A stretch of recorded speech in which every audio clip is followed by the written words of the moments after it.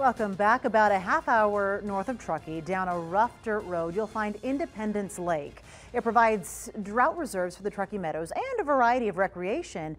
And about 20 different groups are working to keep the lake as pristine as possible.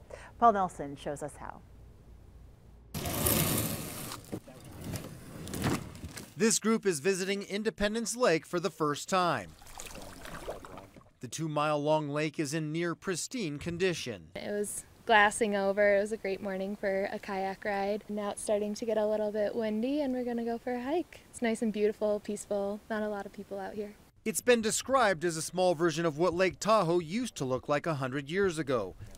The lack of development is something many like about it, so driving down a rough dirt road through a creek is worth the trip. You don't see this a lot, especially with not a lot of motorboats or not any developed buildings on the lake, just the nature. Hiking and picnicking are two of the most popular things to do here, but camping's not allowed. You can't bring your own boats, but the Nature Conservancy does provide 3 small motorboats every other week and kayaks all the time.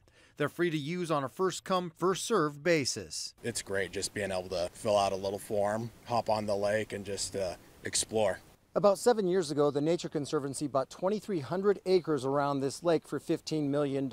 Some of the main reasons why are for forest restoration, prevention of aquatic invasive species, and maintaining native fish populations. It has the full complement of native fish that it always had. In particular, it has one, the Lahontan cutthroat trout, which this is only one of 2 lake populations of that trout remaining.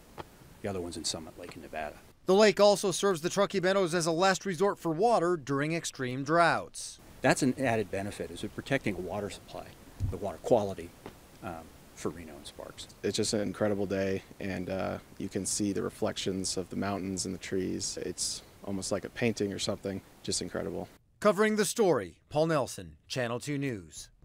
Just stunning. The Nature Conservancy receives grants to maintain the area, and it's trying to build a long-term fund. The lake is free to visit, but donations are always welcomed.